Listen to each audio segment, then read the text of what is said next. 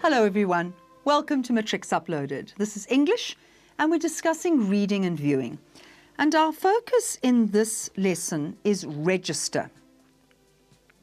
Register refers to a form of language used for a particular purpose or social setting. There are lots of different registers, but most teachers, when they teach register, talk about formal and informal. But it's interesting that more and more teachers use that when they're talking about style and say the style is formal or informal. And with register, they start to talk about whether it's appropriate or inappropriate. In other words, the language that you are using, does it fit the situation in which you are, or is it actually wrong for the situation and the people that you're talking to? But just listen to how your teacher's talking about style and register. We're all in the same kind of area. Informal register, you would talk about colloquial language and slang and swearing. Colloquial language is the language that you use for ordinary, everyday speaking and conversation. Slang is language that is even more casual, and swearing, well, you must be careful when you use swearing. Where is it appropriate? Where is it inappropriate? Examples where you will find informal English: in friendly letters, for example, newspapers, magazines, radio and television programs, and everyday speech will also give you all informal or conversational English. What will we find in this kind of English? The first things, you will find abbreviations and omissions. When people say things like can't and wouldn't and ASAP, that kind of thing will be in informal English. Secondly, the use of too many and very often unnecessary words. You're just speaking, so you say it and you say it again and then you say it again in different words. It doesn't matter. It's part of speech.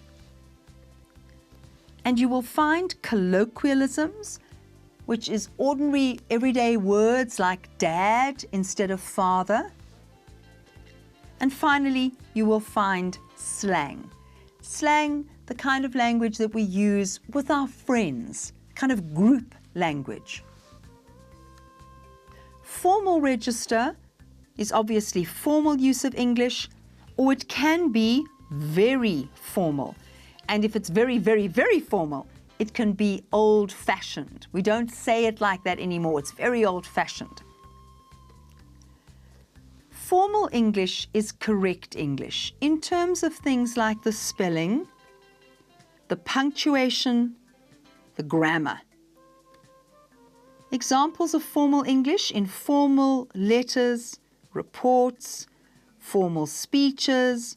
Your literary essays must be in formal English. Formal English will be found in technical books, for example.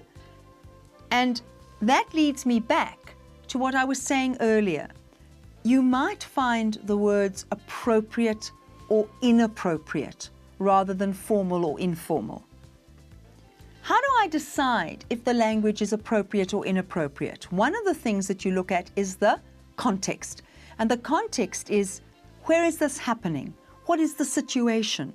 Who are the people there? That is the context. It's like, what is around this use of language?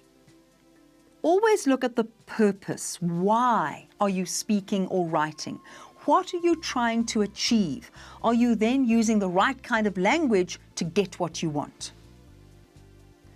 Also look at the relationship between the writer or the speaker and the audience. That is very important. If you're talking to a teacher, it should be very different from the way that you talk to your friends. And sometimes you know how your parents say, "Don't talk to me like that, I'm not your friend," because you're using language that is more appropriate for your friends than for your parents. Look at the circumstances or situation in which the communication takes place, and look at the medium used. Now, by that I mean we use different language. For example, if we're on the phone, where we can't see the person, from the kind of language that we might use when we can see the person's face.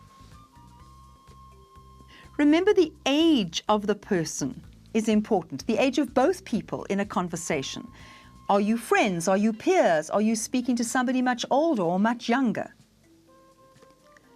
Look at the size of the audience. You're going to speak differently when you're speaking to one or two people from the way that you might speak if you're addressing a big audience. Look at the background of the audience. Are they as informed as you are? Are they not really knowing what's going on? Look at the consequences of what you are saying and how that will be affected by the way you say something. If you swear at your mother, you're not likely to get the car keys. So choose an appropriate register. We're going to go on talking about this in the next segment.